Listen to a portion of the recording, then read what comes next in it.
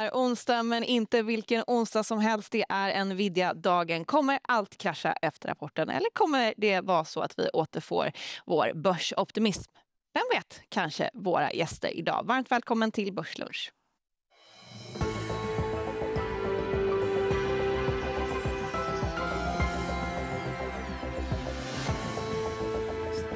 Ja, 19 november, börsen strax över nollan, men har haft lite svårt att bestämma sig idag. Vi har i alla fall toppuppställning. Mattias Eriksson sitter bredvid mig på PAM-fonder och Joe Flow Tracy från Handelsbanken förstås. Två av våra verkliga goats här i studion. Däremot, ja, men vad säger du om börshumöret, Joe, om du får börja? Ja, men hela världen väntar till ikväll. För många är det Super Bowl. Men jag tror Super Bowl, det kan lasta 10-15 minuter, beror på vad Jensen säger. Jag tror med all den investering vi har sett i data centers, i AI, jag tror personligen reports kan vara okej. Och sen om du ser Nvidia har kommit ner 10-15% de senaste 2 veckorna, så förväntningar har kommit in. Is it a bubble? Är det inte en bubble? Det är det vi kommer få lite förklaring för. Men han pratar bra, vi får se vad han säger efter om framtiden hur det ser ut. Men absolut, hela världen kommer att titta på skärmen och se hur det ser ut när rapports ikväll. Mattias, dina tankar om det allmänna sentimentet? Jag vill nämna Bank of America-studien som kom igår och visade på väldigt låga kassor. 3,7% ligger liksom cash-komponenten på bland förvaltarna som är med i den här enkäten. Den typen av nivån är en varningssignal i sig, säger många. Någon tanke från det? Ja, men riskaptiten är hög, hur man än vidare och vänder på det. Vilket borde vara bra, fast ja, kanske det är låga kreditspreadar, bland annat. Så ja, det är god stämning, eller har varit alldeles nyligen. Sen är ju Nvidia ju ner, vad är det? 12% tror jag sen toppen, och sen har aktien gått upp, men den är upp. Dagens nivå nästan 100 sen Liberation Day. Ja. Absolut. Så Ja. det här är ju inget jag oroar mig för i alla fall. Och för rapport, det gick bara upp 1% efter rapport. Men jag tror den här rapporten, det var till innan rapporten, jag tror vi kan se en svängning. Okej, om det är en dålig rapport, då kan vi se en market correction. Absolut, 10% plus.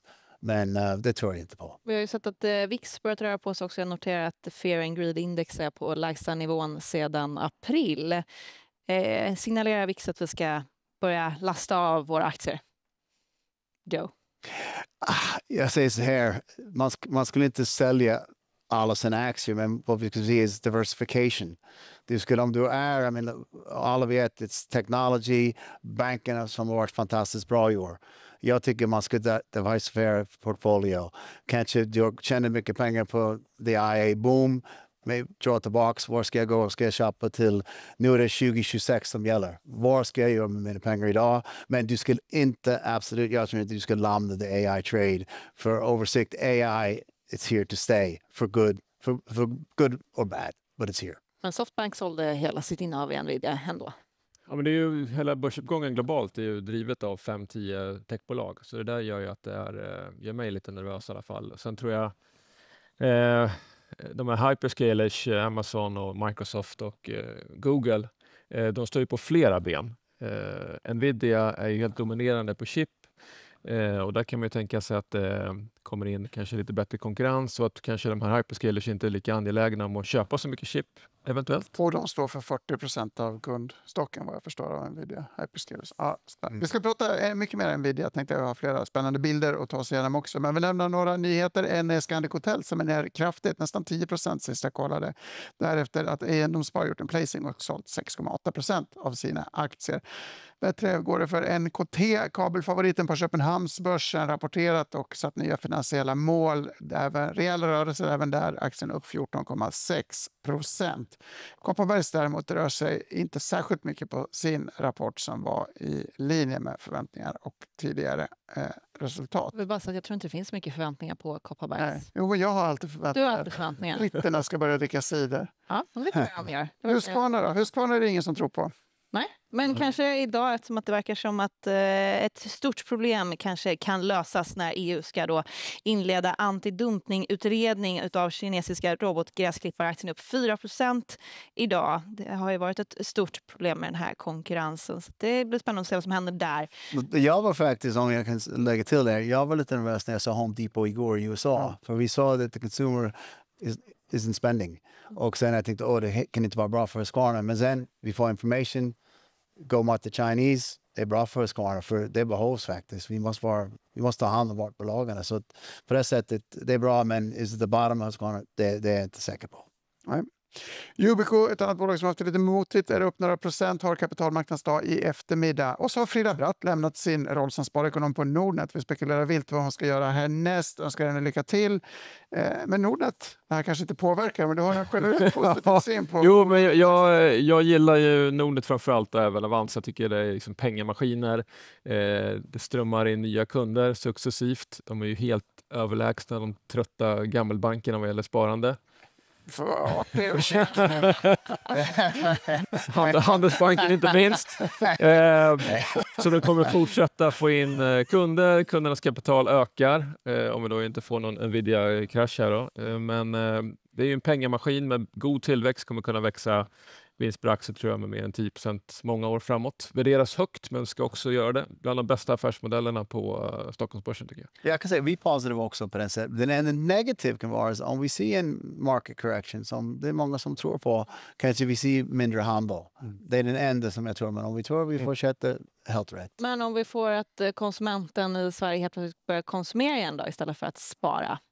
Kan det vara en jag tror att man kommer spara också. Alltså, vi har ju ett genuint stort aktieintresse i Sverige, månadssparande inte minst. Jag tror inte man kommer dra ner på det, utan snarare kanske öka lite grann om man får mer utrymme både till konsumtion och till sparande. Vi har ju haft också Danske Banks chefsekonom Susanne Spektor här som har pratat om att de unga behöver spara mer och därför också gör det. Så det finns... de har Nordnet in i Tyskland också, och där bör man verkligen sätta igång och spara i aktier.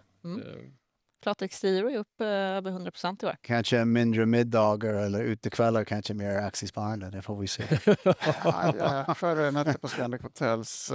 Tillbaka till Nvidia då. Vi har ju lite bilder på förväntningarna inför det här bolaget. Vi kan väl kasta loss med den första. Vinst per aktie upp 54%, omsättning upp 57%. Det här är ju konstigt höga siffror, men det är ändå... Vi har blivit så vana vid sådana här galna siffror. I absoluta tal så blir det ju helt enorma siffror. Samtidigt, om vi går vidare till nästa bild så har vi, ska vi se, vi har, den här är lite svårläst, Joe, du får nästan ta oss igenom det, men vi har handlat ner aktien in i den här. Om vi tittar på den vita linjen, vi kan se att inom rapport aktien har varit mer stabilt, men inom den här rapporten har vi sett en Nvidia har kommit ner, som vi sa, 12-13%. Det var gårdagens bild, så 13-14% ner inom rapport. Så det betyder att svängningen blir, om de kommer in bättre, då kan vi verkligen se ett rally. Och vi ser hur lång tid det blir, men det kan bli mellan 5-10% beroende på hur det ser ut. Så it's nervous inför den här rapporten. Och du ser många som Michael Burry var ut, han säljer sin äg, han call for en it's a bubble. Så det får vi se. Is it a bubble or is it not a bubble?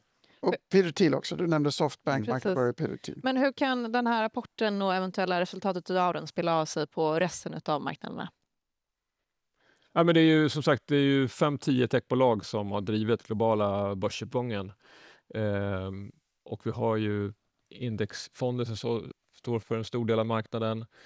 Och börjar det gå ner, då får vi momentum trade åt fel håll så att säga. Så det är klart det kommer spilla över på resten av börsen så att säga. Och tänk sig att Nvidia är upp 100% since Liberation Day. Så att ner 15% in en rapport. Okej, de har fortfarande tjänat mycket pengar. Men om vi ser några ändring på outlooken, och det är det vi måste koncentrera på, är det en slowdown, then it could get ugly. Jag är nyfiken på, även om vi får den här även om de här otroliga siffrorna som vi tittade på nyss infrias, så undrar jag om det blir mycket fokus på vad han säger. Om han säger kring finansiering på order, hur liksom riktig orderstocken är framåt. Vi börjar oroa oss för att det är mycket cirkulär ekonomi och liksom, det är sådana typer av frågetecken och reflektion kring. Det kan det vara. Men man räknar med att nästa år ska vinsten upp 50%. Det var ju 50% nu i kvartalet, 50% nästa år. Och sen året därefter är det väl, om man kollar på 22, va? Ja, jag hade nog lite högre, det beror vilket konsensus man kollar på, men omkring 25% då. Så vinsttillväxten ska ju avta då. Och kollar man P-talet, då är det närmare 30. Nästa år, nästa, då blir det ju närmare sig 20 tack vare den här vinsttillväxten. Så alltså, värderingen är ju krävande, men inte orimlig tycker jag. Och sen för andra sidan också, det kan vara competition som kommer också. Ja. I mean, Nvidia är vår leader, men det finns AMD, det finns Intel, det finns konkurrenter och vi inte ens pratar om Kina. Så att, jag menar, kan vi få en DeepSeek Day? Det vet vi inte. Så att, men han är väldigt bra att prata. He's the pro, the Godfather, så vi får se vad han säger. Jensen Huang, the Godfather. Vi får se vad han säger. Jag tänker på ett annat bolag som faktiskt gått lika bra som Nvidia i år. Det heter BHG, står för Bygghemma Group. Det heter också Group efter sitt G. Kan vi börja där? Vem tänkte där och hur mycket fick den personen betalt för att komma på det här usla namnet? Ja, det har jag inget svar på. Men BHG Group är ju Bygghemma egentligen som är mest känt. De har ju Nordic Nest och Trademax som relativt kända varumärken ändå. Bygghemma det som jag känner till bäst i alla fall. Och de har ju, det är ju som ett konsumentplay.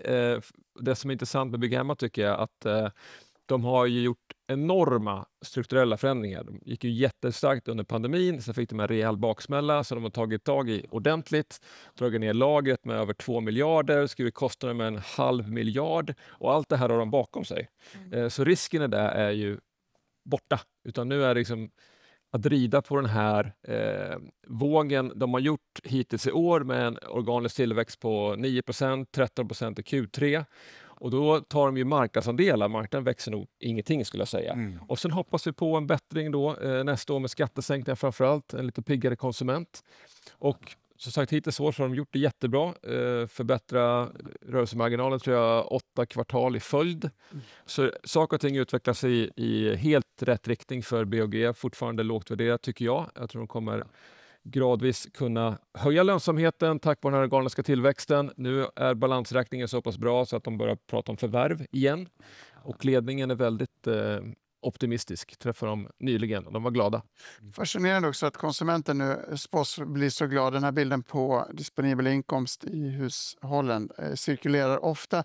Intressant med tanke på Home Depot. I Sverige ser vi liksom en glad konsument, men i USA, allt jag ser i rapporterna i USA är raka motsatsen. Ja, för konsument var det så. Vi sa det igår i Home Depot, du vet, the big ticket items, the washing machines, dry. Men jag tror det har att göra med husmarknad har varit ganska trång i USA. Och det är därför President Donald Trump, de vill verkligen se att the long rate come down så folk har råd att köpa ett hus. Jag menar, du är ett man, kvinnor ute från university, du får ett first job.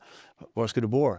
Vi måste få ner the long run så vi kan få rates down. Och det är det de koncentrerar på. Så att, kan vi få en räntesänkning nu? Kan vi få mer stöd från the government? Vi har fiscal policy, vi har the big new bill next year.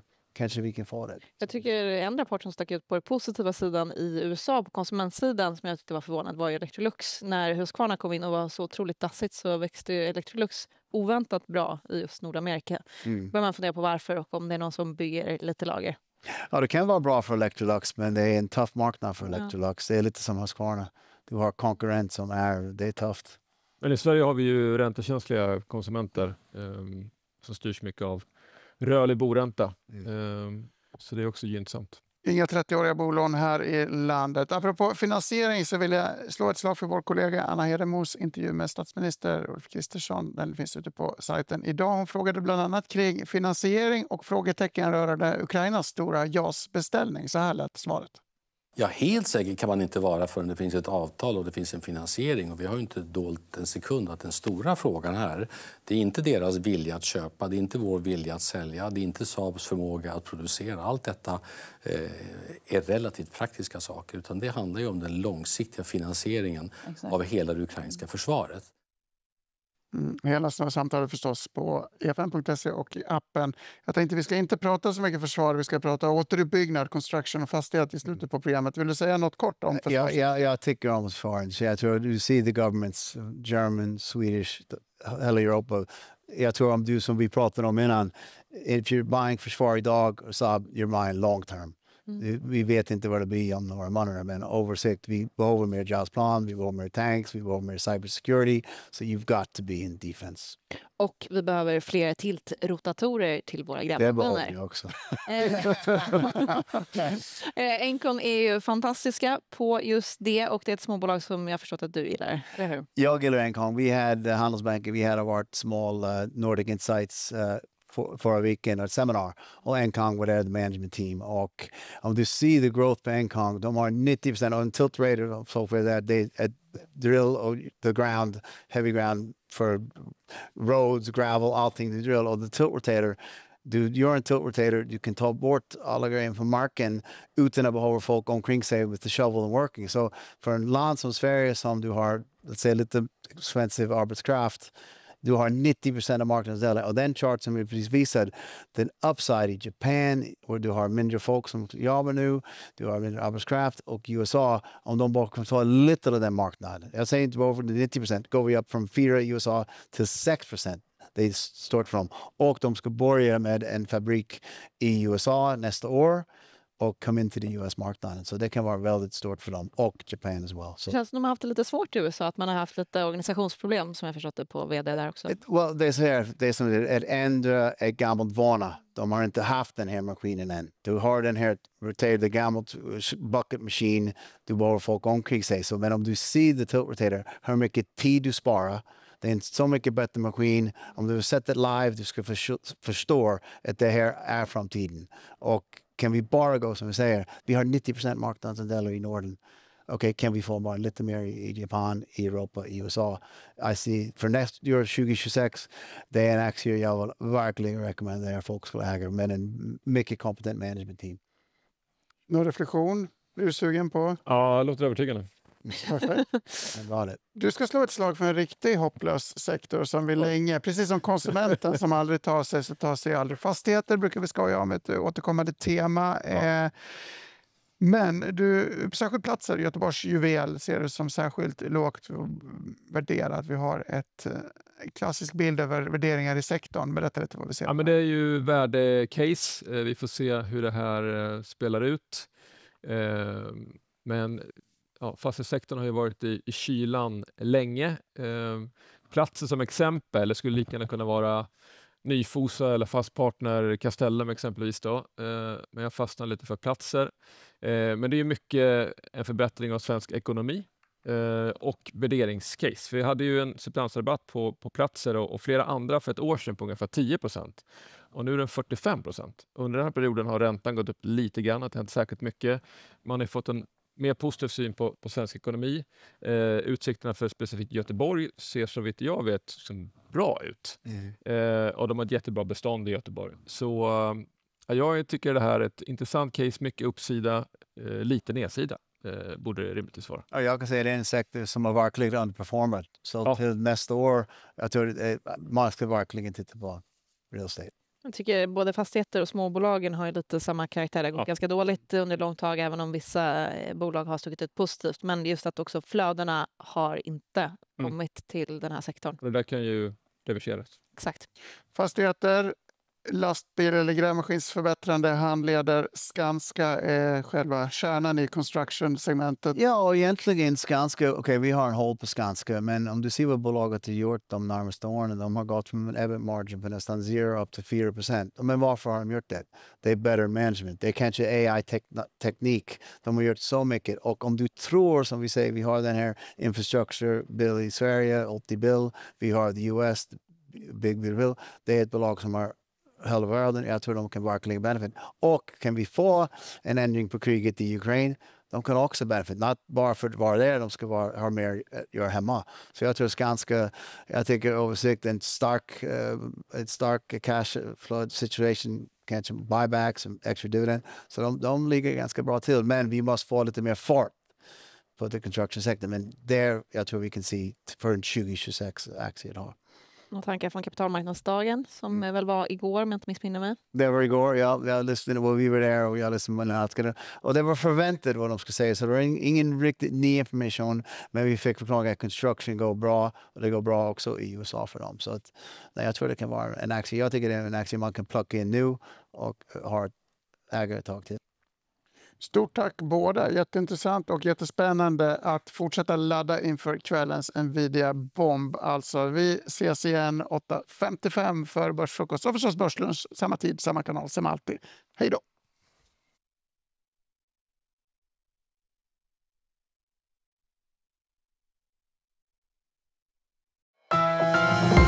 Det här är en produktion från EFN.